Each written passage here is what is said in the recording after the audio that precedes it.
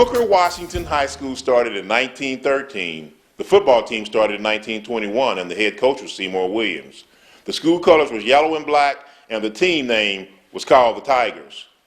The first principal, E.W. Woods. E.W. Woods walked and rode the train to get to Tulsa from Memphis, Tennessee, because he saw an advertisement that said colored teachers are needed in Oklahoma.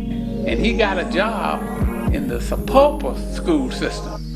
Then somebody in Tulsa decided that they were going to have a high school. So he came over to Tulsa in January and got the job. And they only had 8 students. And S.D. McCree taught all of the courses. But that's how Booker T got started. And they had their first graduates, I think, in 1916. They had 4 people to graduate from high school. But E.W. Woods provided the leadership for education for black students in the city of Tulsa. Although E.W. Woods played a major role in the creation of Booker Washington High School, there were 3 community schools that contributed to the academic as well as the athletic excellence. That was the only feeder school you could come from. You had to go to Carver and Booker T. You didn't have a multitude of junior high. See, Anderson wasn't built during that time. Now we had elementary, there's a Booker T. Washington Elementary, that was a Dunbar, and that was a Bunch. That was the 3 elementary schools they could go to. And you go from Booker T. Washington Elementary over to Carver Junior High. And then from Carver Junior High back to Booker T. Washington High School. And when they built the new school, Booker T. Washington Elementary came Charles S. Johnson. When Mr. Woods died, who fought and get a bond issue passed to build a new high school, when he died, they took a whole lot of stuff out of the building that he had planned in the building. They made the auditorium smaller, they made the gym smaller, they made the classroom smaller. They just took money away from it after he died, even though the bond issue was passed to build a school. The worst thing could have happened at that time was his passing when they were in the process of getting ready to build a school, because they cut down on everything because they could. And with him being there, he would have fought it so that they could not have done that. Hornet football on a Friday night, hot tamales in a napkin, pork skins in a greasy paper bag. The bus comes in rocking and a-rolling, cheerleaders chanting, drums thumping to the beat, and standing room only. I'm always reminded of going to the football game on Friday night and not having enough money to get in. Yeah. I mean, that's serious. Yeah. Didn't have enough money. And back then, those guys wore a hooded, a big orange deal. Oh, no. Yeah. No old canvas park. Yeah, and guys like Jerry Edwards, Ivan Tate, them guys would let us get up under that thing. Cool. You see a guy going in, his 8 little feet going in with it, you know. But hey, that was the way we got in the game. I think some of the greatest games y'all can remember, Coach, is go playing at Carver Stadium. And they had little gates, and the kids would hang around the gates, and they were selling the skins through the fence gates, and the hot tamales and the fence gates. You had a sense of community. You know, people would turn out from everywhere to the game. Well, I had enough money. My dad used to take me to Booker T games when I was young, and I'd have enough to get in, but I spent all my money at the gate, the skin man, and I wouldn't have enough money to get in. So I was pretty good size when I was in middle school. So I'd go in like they'd give me, somebody would throw me a towel or something. I'd act like I was a towel boy, a ball boy or something. I'd go in with the team. And I'd have to stand down on the sideline. My old man would get mad. He said, you know, and I got a whooping about that when I went home, because I went in with the team because I spent all my money eating skins. Right. Before I started playing, I used to always buy those skins and tamales right there outside the stadium. See, I was born in '34, and they were doing that, you know, when I came along, and I don't know how far it goes back. Oh yeah, to buy those skins and tamales, oh man, that was the thing. Hot tamales, and they only cost a nickel. The bag of skins cost a nickel, and tamales cost a nickel a piece. Back in the 30s, there were a lot of white people who attended Booker T's football games because Booker T had the best team in the area. I lived across the track from Raymond Brooks, who was a halfback for Booker T. Washington from 1942 until 1944. I made sure that I was on the railroad track when Brooks headed to the stadium so I could take his bag. Booker T was talented. They have always had talented players. This latest crop that we have, they're no different than they had back in the 30s and the 40s. We've always had good coaches, and we always had good teachers who prepared us. Seymour Edward Williams was a legend in Oklahoma high school football. He coached at Booker T. Washington for 31 years. The team was a member of the Oklahoma Intercollegiate Negro Association due to integration. Seymour Williams' record was 290 wins, 23 losses, and 11 ties. Seymour was my coach, a great motivator. Yeah, I enjoyed my days as a player. He was a character, one heck of a coach, and taught you well.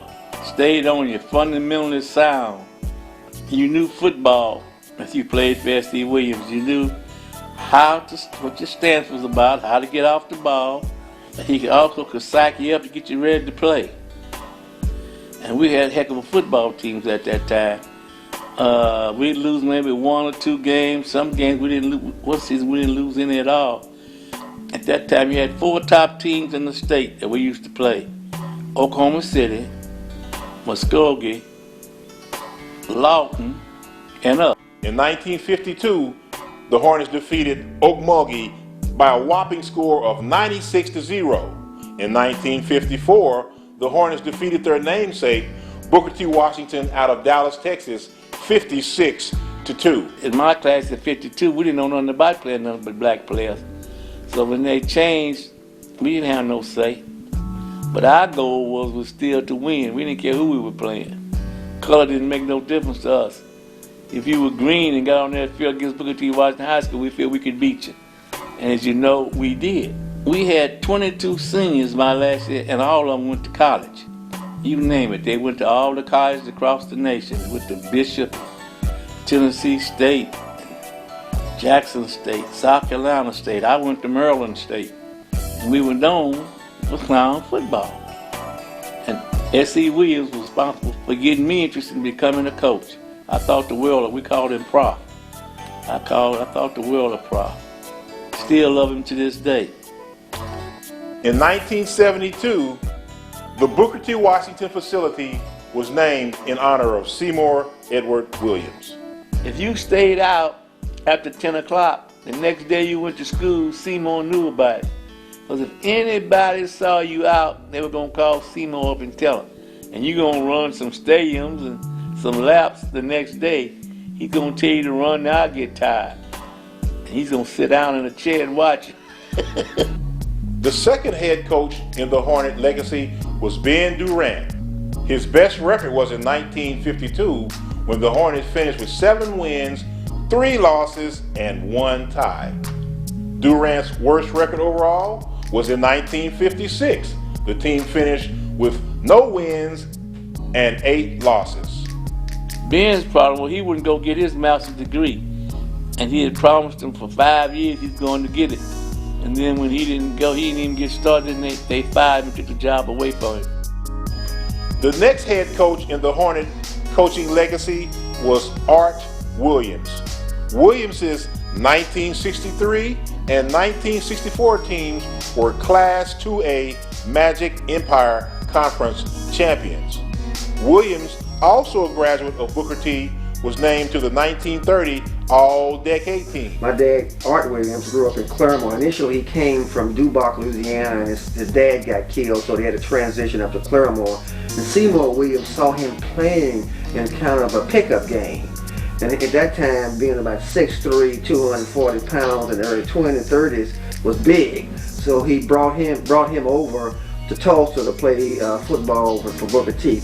I started out playing for Henry C. Whitlow at Dunbar Elementary School. He coached our grade Y team. And then when I moved to Carver, Art Williams Sr. was my coach. He ended up being Jim Thorpe Award winner, all-state football, basketball player. Also, he used to box in the circus. Going to college, that's how he paid his way, boxing in the circus. He was a Golden Glove champ. See, my dad was the first African-American male graduate of TU. Because they used to tear his papers up, lose his papers. They wouldn't have African-Americans on the campus. So he had to get his master's degree from Carver at a separate ceremony away from the main campus. I saw him kind of being the surrogate dad for a lot of kids. And Art used to take us on trips, and I rode behind the back seat in his 9-passenger station wagon. I was just that small, and I would lay on top of the ball. It was mandatory for us to attend class before you could participate in athletics from the time I was in the 6th grade. At Carver, you had to have an incidental card signed every Monday that for your previous week's attendance and your previous week's grades in order for you to participate. He was a very strong disciplinarian, but very fair. And one of the things that I think that's funny to me in terms of when I do something wrong, my sisters would cry because they didn't know what he would do to me. I can remember losing, and you practiced that night. I remember Booker T losing until they won. They had to wear the same clothes.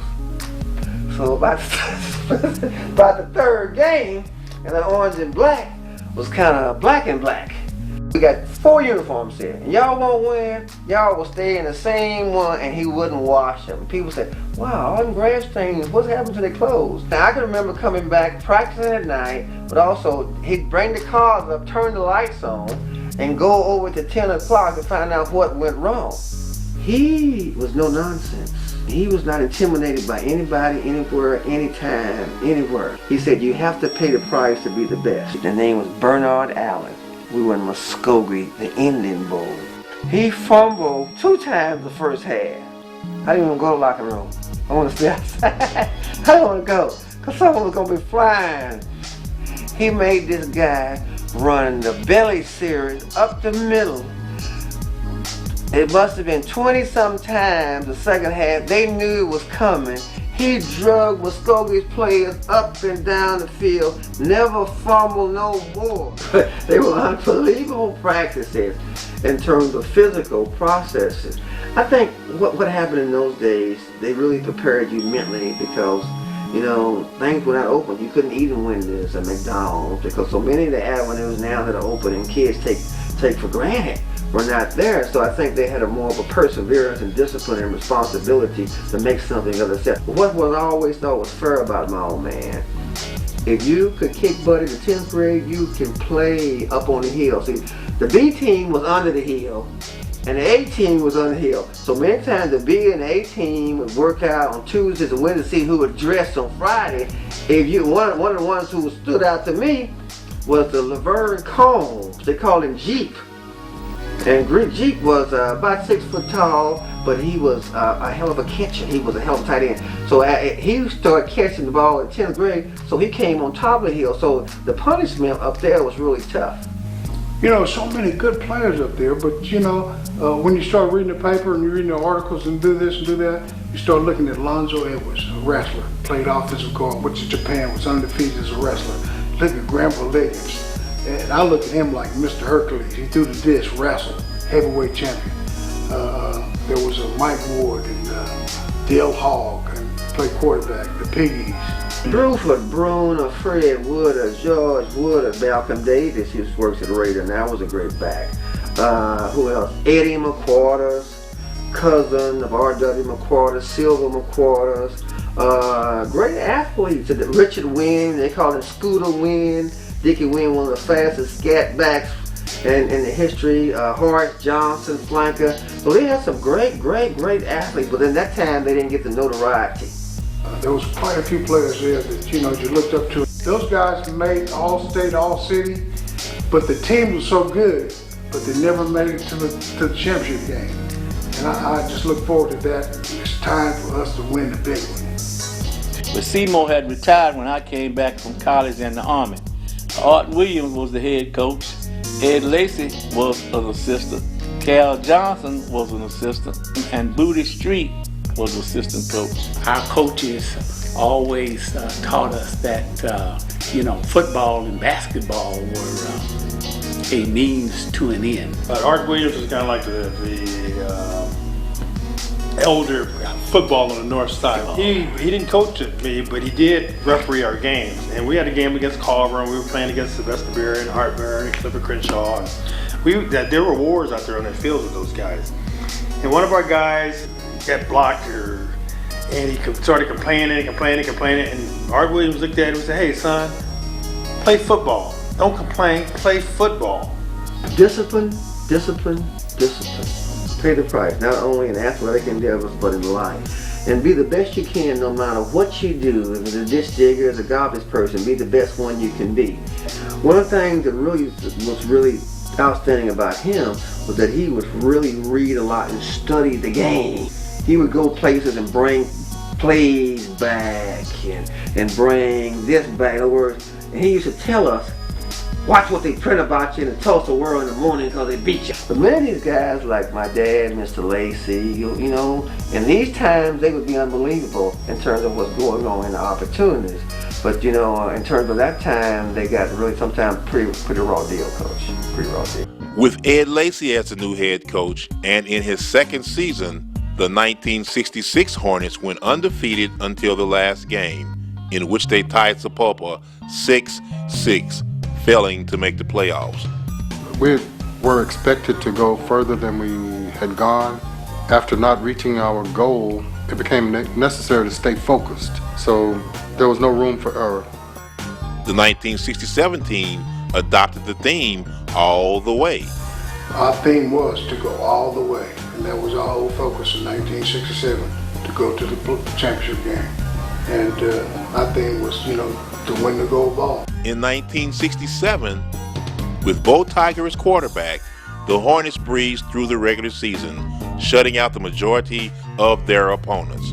The Hornets scored a whopping 396 points and allowed 26 defensively. We ran the Power I. I think it originated from Kansas University. And we had great running backs with a great fullback.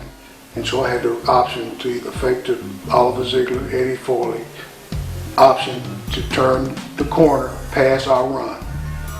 A lot of people were dedicated to giving 100%, to going all the way and making the most of what we had. Bo Tiger, of course, was an all-around quarterback. Could run, could pass. He was also our punter. He was our kickoff man. Just an all-around athlete. Well, they kind of gave me the name Bo Buckers, but then too, I punted, I kicked, I also was a rollout quarterback, pass and run. And they called me Mr. Everything. After defeating the Ponca City Wildcats in the semifinals, the Hornets traveled to Oklahoma City to face the Midwest City Bombers at Taft Stadium. I'm concerned it was like 14 chartered buses that catered from Booker T. Washington High School and went to Midwest City. And I don't know what the capacity crowd that saw Taft Stadium could hold between Midwest City and Booker T. Washington. Oh, it was fired up. I mean, everybody was there. Everybody was looking forward to, either a bust or victory. We had been there so many times, and I think it was time for us to really turn over and make something happen. After trailing most of the contest, the Hornets made a dramatic comeback that proved they were dedicated to going all the way. We was behind 14-3 at halftime, and the crowds were really, really, really behind us, and the momentum kind of switched over. We scored like 4 touchdowns with 8 minutes left in the game. One of the most memorable plays or experiment that I had, that we was behind 14-3, and Coach Lacy sent a play into the huddle and said, run Ziegler, 73 power. And a couple of other guys says, Bo, don't run that. It's not working. I said, no, they keying on Ziegler. I said, Ziegler, we're gonna run 73 power pass. I'm gonna give it to you, take away, I'm gonna keep it. We're gonna do that a couple of times. But the guys, could see that, although the play came in from the coaches, and we fed off that. And I fed off the players and what they could do and what they should do, and that was really the most memorable point in that particular play where the momentum switched over, and we went from 73 power to 73 power pass, and had the option to keep the ball or run. And that really, it turned the game around, because I kind of went against the coaches and called my own play, and it worked. So that was really the most memorable part of that game. They said, "Oh no, Bo, that ain't 73 power key. Oh, get down!" He hit Winesberry in the corner for a touchdown. They finished the season 11-0 and earned the distinction as being one of the most devastating teams in Oklahoma high school football. In 1968, despite a 7-6 non-conference loss to Wichita Falls, Texas, the Hornets were again undefeated in Oklahoma and crowned state champions. The Hornets faced Oklahoma City Northwest Class of Knights before 20,000 fans and emerged as victors 33-14. The offensive team averaged 322 yards per game, and the defense produced 3 shutouts. In 3 years, under the reign of Ed Lacy, the Hornets had compiled a record of 29 wins, 2 losses, and 1 tie. The All-State candidates consisted of running back Tommy Zachary and offensive center and middle linebacker Don Center. In 1969, in the semifinals, playing before a record crowd, 38,250 fans at that time, the largest crowd at Skelly Stadium, the Hornets dismantled the Nathan Hale Rangers to advance to the title game. The first play of the game, John Winesberry went off tackle. He went for like a 75-yard touchdown, untouched. They got in the huddle and they said, "Listen, everybody makes their block, because we're going to take this thing all the way." And when they did that, that broke the back of Hale, Nathan Hale, right off the bat. And they were the same team the rest of the game.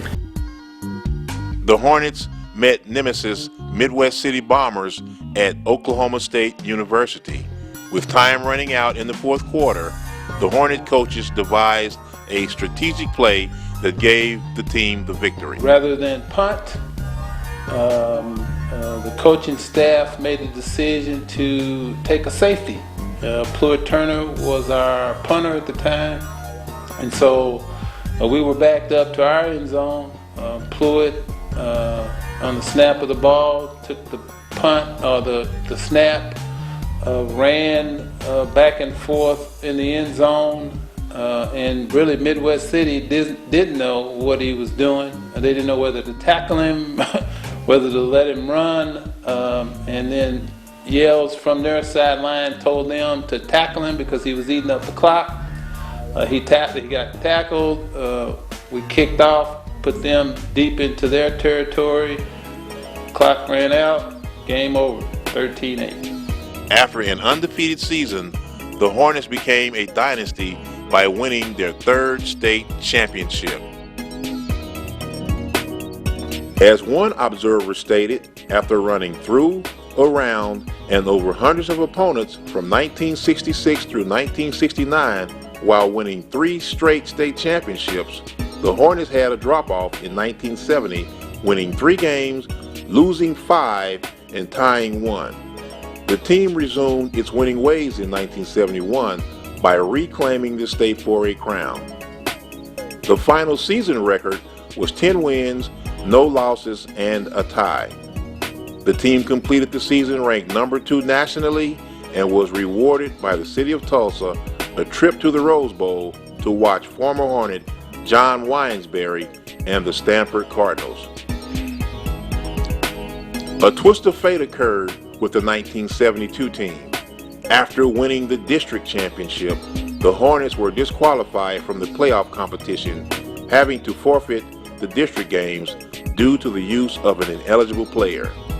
The young man, I don't want to even call his name, went to McLean for 1 semester, didn't play any sports, and he had played football with Booker T. Washington for 2 years. and he decided he wanted to come back to Booker T the next year and play football, and he did.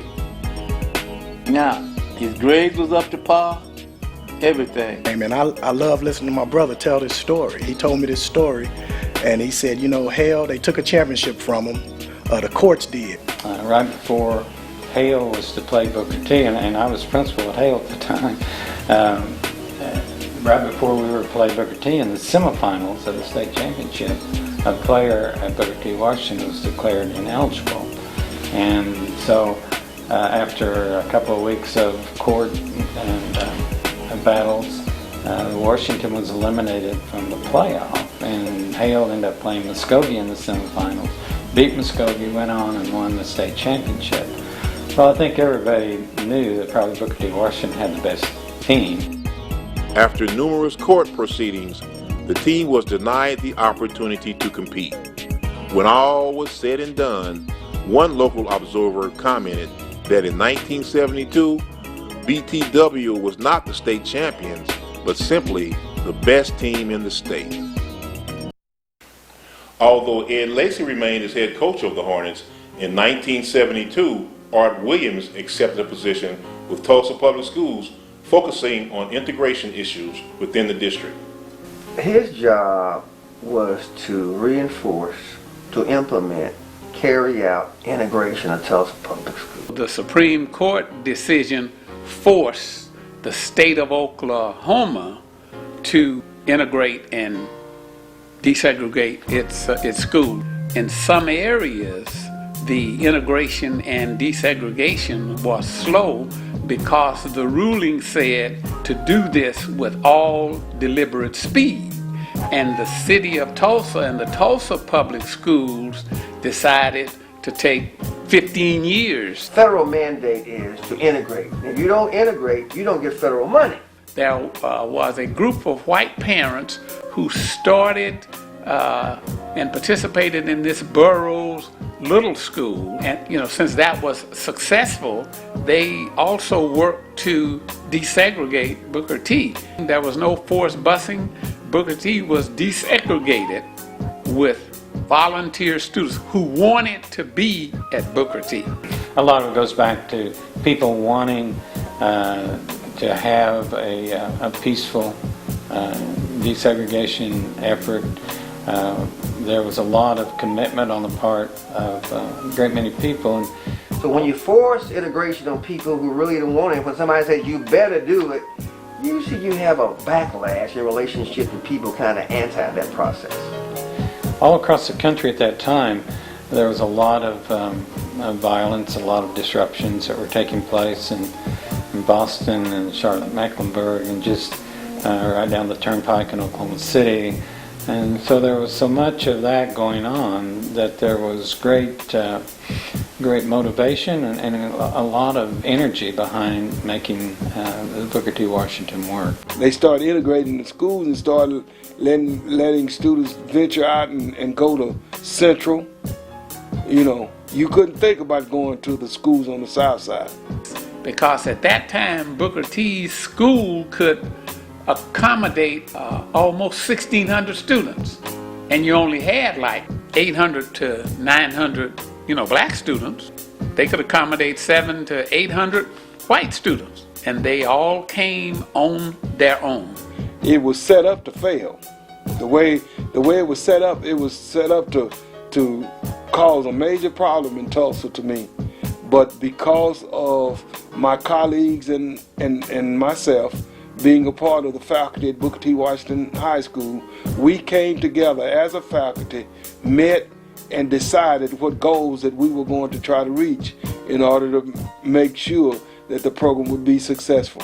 It was an interesting mix because in that original faculty there were, I believe, 72 teachers, and 36 of them were new to the school, and 36 of them had been at the school. Well, that was a very important part because those two faculties could have been, opposed to one another or jealous of one another or But they didn't. They came together the same way. With development of pride, keeping the pride and the tradition, that's what H.J. Green, the principal at that time, wanted to do, was keep the tradition and the pride going at Booker T. Washington. One of the things that I think all of us were very proud of is that we felt like that there was somebody on that faculty for every kid. It wasn't just students that were all going to Ivy League schools, but it was also a place where a student could salvage their life as well. And you see that a lot. You see it with coaches a lot, but you also saw it with teachers who took a special interest in kids. The year was 1973. Voluntary integration was in place. Ed Lacy was in his 5th season as head coach, and the Hornets were on a mission to win the school's 5th state title. The year before, they were supposed to be the state championship, and that championship was taken away from them, not on the field, but off the field. And those guys thought about that the following year, all year long. The team started the season ranked number 2 behind last season's state champs, the Hale Rangers. The two teams met in the All-City Finals, with Hale winning by a touchdown. 2 weeks later, these same two teams, ranked number 1 and number 2 statewide, played before a stadium filled beyond capacity at S.E. Williams Stadium. The Hornets prevailed on a 4th quarter safety. After this win, the Hornets held the number 1 ranking. After week 2, the team adopted the slogan, "Roll Machine Roll," comparable to the 1973 Oklahoma Sooner wishbone offense. The Hornets breezed through the regular season, scoring as high as 62 points on their opponents. On a beautiful Thanksgiving Day, perfect for high school football, the Hornets sprinted past the Midwest City Bombers 55-35. After a second playoff win, the stage was set for an anticipated rematch between the number 1 ranked Booker T. Washington Hornets and the number 2 ranked Nathan Hale Rangers. That was a game to remember, because if I'm not mistaken, that game was at Skelly Stadium, and you talking about to be at a game like that and to be the band director at a game like that, just inspired me to just keep going, building the band as large as I could get it. 15,000 filled the stadium, and many more sat at home to watch the first televised high school game broadcast by KTUL-TV Channel 8. Those guys came out of that locker room. They had those guys like 26-0 first half. Okay, they literally ran hell off the field. It wasn't necessarily the big problem the year before was that they were pretty evenly matched teams. That's why it was such an intense battle. Okay, but the difference in that game, the state championship game, their senior year, was that they had a mission. The mission was to pay these guys back because they knew they were the better team, and it hurt their Hornet pride to have that happen to them, and they took the opportunity to embarrass these guys on TV because they were hurt. They were hurt by what they did to them because they knew that they were a better team. They knew they should have been in the state championship game, and they would have probably won the state. Our game was the first game that a high school team was ever televised. It was good to be on, because I remember I just saw OU and Nebraska play. You know what I'm saying? So we followed them the next week. I think they played on Thanksgiving weekend, and next week it was our turn. So that made us feel real good being the first high school teams on television in the state of Oklahoma. Washington dominated that first half, and at that time, Ed Lacy was running the wishbone, and they were executing as good as I've ever seen a high school wishbone team execute, and had a sizable lead. I don't know exactly what it was, but just before halftime, there was right in front of the Booker T bench, so there was a hit along the sideline, and a couple of kids jumped up, and there were no blows struck, but there was posturing going on. We was on a mission. That's one thing they couldn't take. They tried their best. They had their referees. They worked that system. But one thing Lacey always say, when the referees throw their flag, don't get mad. You don't play against the referees. You run that score up, get as many points as you can, then they can't take it from you. But that's one good thing that, that that Hornet Pride is all about is overcoming the obstacles and adversities and becoming champions and winners. The Hale coach took the Hale team off the field, took them to the dressing room, which was completely uncalled for at that time, and there was no sense of danger or something breaking out. The Washington coaches had their players under control. So he takes the team to the locker room. So Granville Smith, who was then the principal at Hale, and we had been principal at the team. So we had to go into the Hale locker room and get the coach to bring the kids back out, which it was too bad because it took away from the game, I think, and the Hornets probably played one of the greatest games, most error-free games that I've seen them play. The Hornets scored 39 points in the first half and never looked back on their way to a record 5th state championship. The team finished a perfect season 11-0 and was ranked 11th nationally. When Melvin Barons would run the option, Melvin would almost get hit, and then pitch the ball at the same time. He timed. Yeah, Melvin was a Jack Mildren type on the option ball. You know what I like about Melvin is just he was so smart, man. You know, he analyzed a lot of stuff, and I don't think football meant as much to him as it did to all us that watching him play, because he knew the game, man. I used to watch him, man, and how he would break teams down, and they would load up that next, and I know the coaches would call the same play, and Melvin would change and go back the other way. But the good funny thing about him is, like you said earlier, he would if they called a 33 belly and Melvin got up to the line and saw something wrong, he didn't already change the play. He'd change it as the play was going. As a reward for the efforts, the team and coaching staff traveled to Houston, Texas to watch the Minnesota Vikings and Miami Dolphins square off in Super Bowl VIII. The year is now 2009. The 1973 team still holds the school record for most points averaged during a playoff season. Coach Lacy retired in 1973. His successor was Robert Bob Mays, a longtime Hornet defensive coordinator. After one full season as Hornet head coach, Coach Mays had a decision to make. It broke my heart. In fact, I had to sit down and do a lot of soul searching.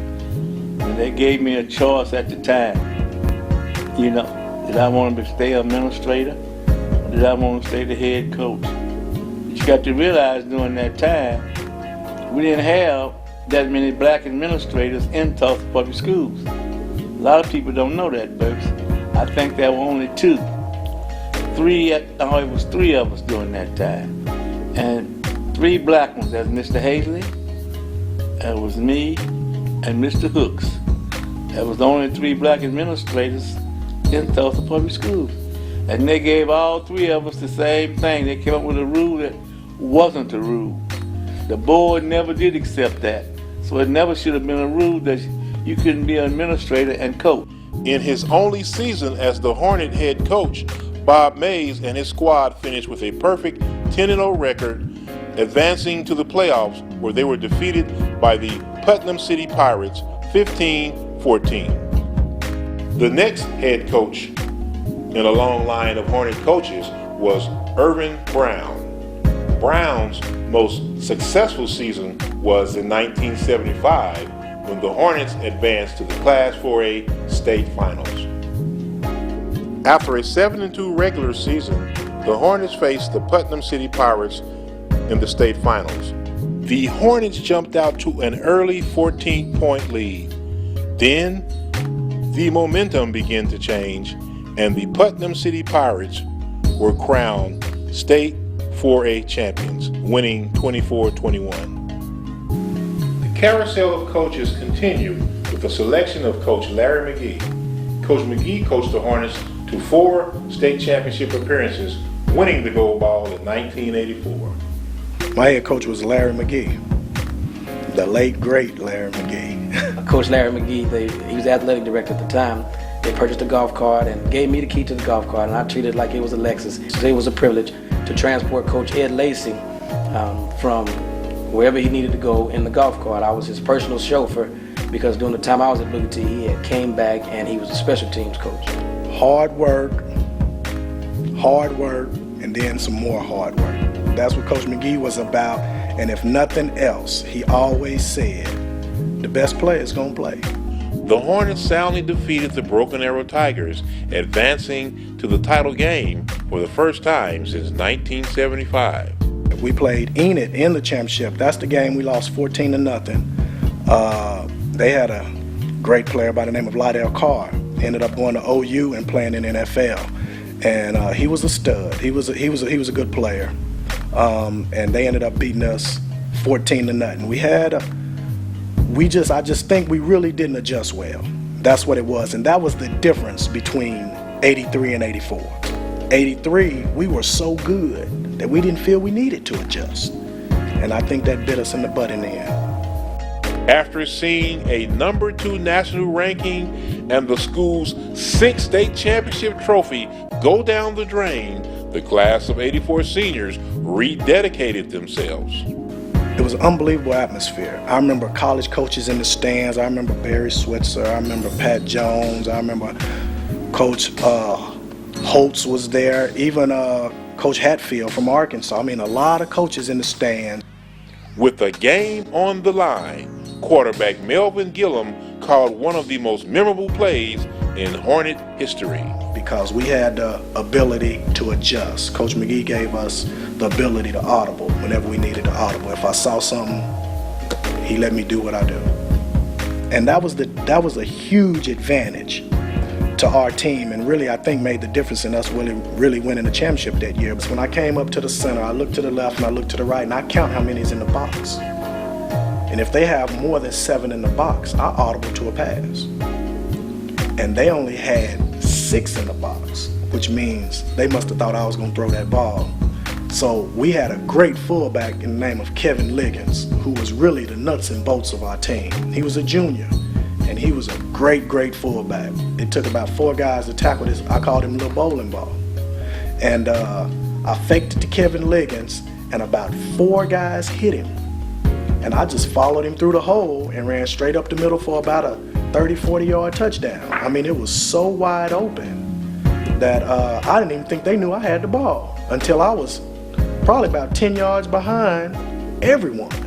But I really, that's the play that really broke Moore's back in that championship game, because they didn't have a clue how to read what we were doing. In that Moore game, running that final touchdown to put us ahead to win that championship. I think my best football memory was probably that memory. In 1984, Coach McGee was the Oklahoma Football Coaches Association Coach of the Year. Coach McGee was the first Oklahoma coach to have a football team ranked nationally by USA Today News. The USA Today was a huge award. I had never heard of it. Player of the Year in Oklahoma was a big award for me, I thought. That really let me know that the state really recognized my talent. But I always said it's easy to be great with great players around you. And I had great players around me. So when I won that award, that just let everyone else know that our team really won that award. With 2 more state finals appearances, Coach McGee's teams averaged 10 wins per season throughout his coaching career. If we count the scholarships to D1 colleges just in those 2 classes, that senior class and that junior class, you probably had about 20 D1 players on that team. And that's not including the small colleges, the HBCUs, the D2s. I mean, you might have had about 30, 35 scholarship athletes on that team right there.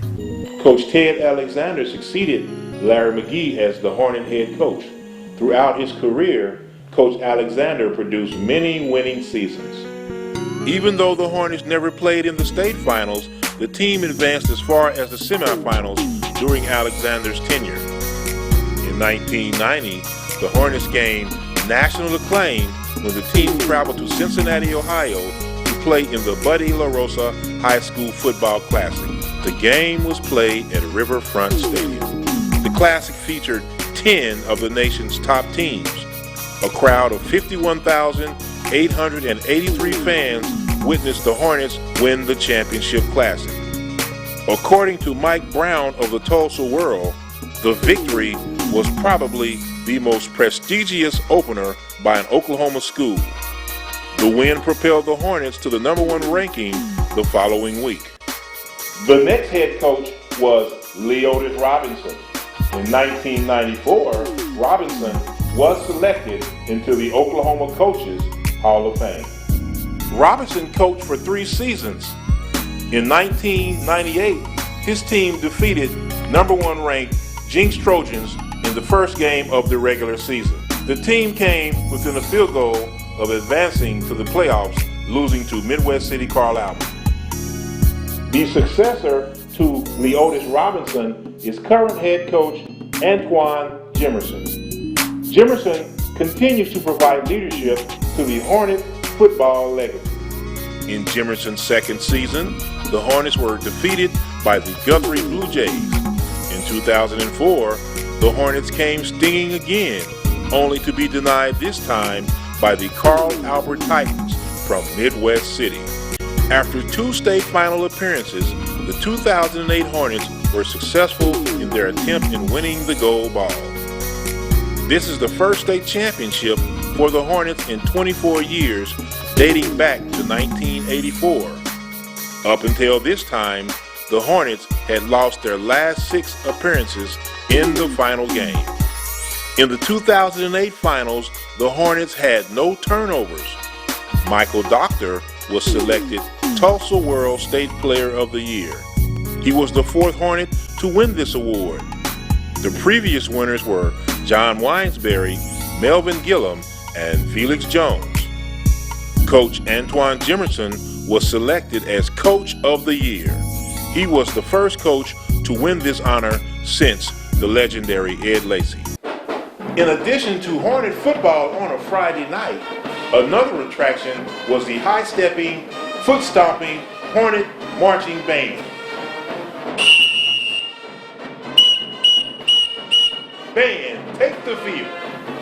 Nothing was more inspiring than listening to that T-Connection band coming out on the field, listening to Night Train, whoever it was, saying, "Band, take the field." If you could sit in the stands and see it, and like when they did Oklahoma City Douglas, and they did the Battle of the Bands, like between Washington and Douglas and Okmulgee and Washington, and when you saw the bands just get down like that, you know what I'm saying? It was, man, it didn't matter who won the game, you still be patting your foot behind what the band did, you know? My experience with the band was under his dad and him was Elmer Davis. You know, Elmer and I go back. Elmer was very, very brilliant too. Dad was a very brilliant musician. Elmer was very brilliant because my dad and Elmer used to travel together, and they would go down to watch those classics, HBC classics, and Elmer would bring that back. I was a drum major. I was 1964 drum major. I was also the most outstanding drum major in the state of Oklahoma. Southwest Division where I competed with drum majors from Texas, Arkansas, and Kansas. And that's why that band, in the early 70s up to 90s, took off, because he would implement things that they did in colleges and other areas. I remember laying in my bedroom at my house late on Friday nights when I was a young kid, and I could hear, you know, the band playing, and you heard that Hornet Victory song like every 2 minutes because they was running up to school on people, you know. I mean, that was a tremendous feeling. The bus rocked 2 or 3 blocks away from the stadium, no matter what stadium it was. The crowd would hear us, and the crowd would start rocking. When that band striked up and played at Hornet school song, it just put chill bumps on you. The band was showing itself. The band was worth the money to come. The pep squad was, the cheerleaders. The whole thing was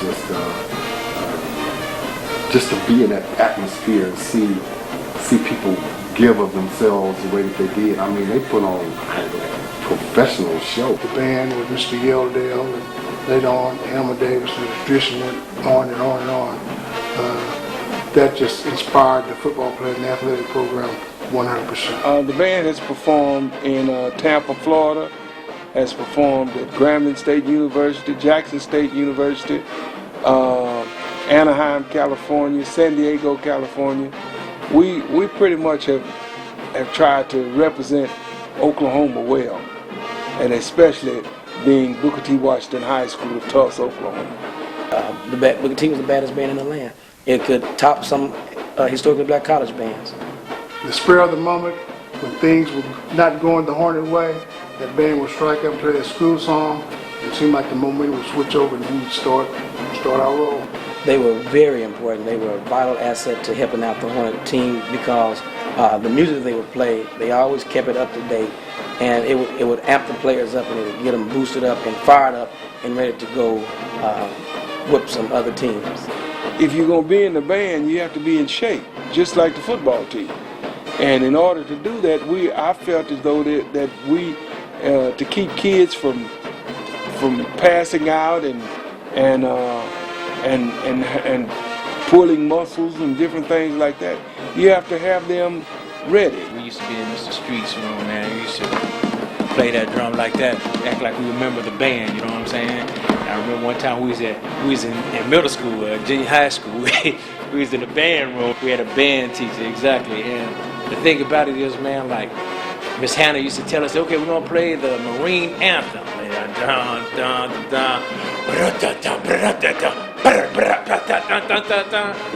Oh man, that band was something else. The cheerleaders, all that played a very big part in our winning. So we used to sing, chant, a phrase on the bus and let them know we're coming. We are the Hornets, the mighty, mighty Hornets. Everywhere we go, people want to know who we are. But I always remember the pep rallies and the road trips, traveling with the football team and listening to the band. They won the People's Choice Award at the Hall of Fame Bowl in San Diego, California. The drummers were the national champions. They competed against 26 other high school bands from across the United States, and they won the championship there at the Hall of Fame Bowl. Also, we were first in the Freedom Bowl in Anaheim, California, in our division. You could hear those drums going off, and the tradition was always there. I was looking forward to going to Booker T wearing the orange and black. Over the years, the Booker T. Washington Football Factory has produced many players that have went on to participate in the National Football League. J.W. Battleship Lockett, Baltimore coach, better known as the man who ran harder than Jim Brown. Harold Anderson Turner, Tennessee State, Detroit Lions.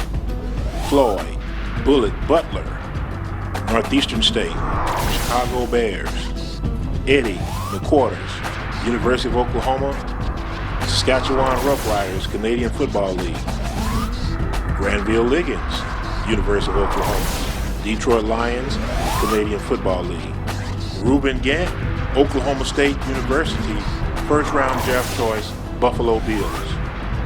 Robert Hartburn Hardy, Jackson State All-American, Seattle Seahawks. Booker Paul Parker, University of Oklahoma, St. Louis Cardinals. Terry Toomey, UCLA, San Francisco 49ers. Patrick Collins, National Champions, Oklahoma University, Green Bay Packers. Guy Truth, Wichita State University, NFL player personnel. Tony Brooks, Notre Dame Fighting Irish, Philadelphia Eagles. Reggie Brooks, Notre Dame Fighting Irish, Washington Redskins. Garrett McGee, Oklahoma University, assistant coach, Jacksonville Jaguars. Ted Alexander, Langston University, San Francisco 49ers. Kevin Lockett, Kansas State Wildcats, Kansas City Chiefs. R.W. McQuarters, Oklahoma State University, first round draft pick, San Francisco 49ers. Super Bowl champions New York Giants. Aaron Lockett, Kansas State University. Tampa Bay Buccaneers. Damon Parker, Oklahoma Sooners, Green Bay Packers. Jonathan Brown, Tennessee Volunteers, Green Bay Packers. Marcus Nash, Tennessee Volunteers. Baltimore Ravens, 3 Super Bowl rings with 3 different teams, National Football League. Ronaldo Works, Oklahoma Sooners, Houston Texans. Mark Anderson, Alabama Crimson Tide, Chicago Bears. Robert Meacham, Tennessee Volunteers, first-round draft pick, New Orleans Saints. Felix Jones, Arkansas Razorbacks, Dallas Cowboys. The Booker T. Washington football program has a rich legacy of building champions both on and off the field. The many traditions established by Hornets of the past will both encourage and influence Hornets of the future. My mama was, my daddy was, so why can't I be a Hornet too? So I want to wear the orange and black. I wore it with pride. The seal that we had, we wouldn't let anybody walk on it, anybody step on it. It was just a pride thing. It was a pride that you had for Booker T. Having character, integrity, being mindful and respectful of your opponent, and your competitor, never say die attitude. You know, we was expected to win. Yeah, you remember the cage? Oh, yeah. You remember that was death. Yeah. You come out there, you had broke nose, missing teeth, ear chewed off, and you know that was how you got your position. With the cage. With the cage. Yeah, but that's outlawed now. Our definition of Hornet pride is, man, it's something that you wear. You know, it's something that you feel. It's just something that you sense. They'd have a parade down Greenwood from Charles S. Johnson down to Carver Stadium. And Booker T's marching band, where they get out there and perform, and then those, major things. And it was something. It was like Christmas, I guess. I don't know. It was amazing. We were, to the community, something to brag about. The community took a lot of pride in us and our accomplishments, how we were able to not only be good students, be good citizens off the field as students, but we were also excellent football players. Dear Booker T. Washington High School, the pride of the great Southwest, you're a symbol of life for many a youth by pointing the way to life's best.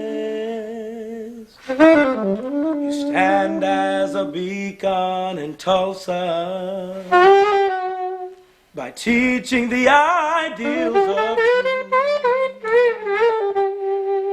You inspired us with all that is worthy and gird us for life's greatest test. Oh God, help us ever grow stalwart in body, in soul, and in mind, that the light of dear Booker T. High School may grow brighter and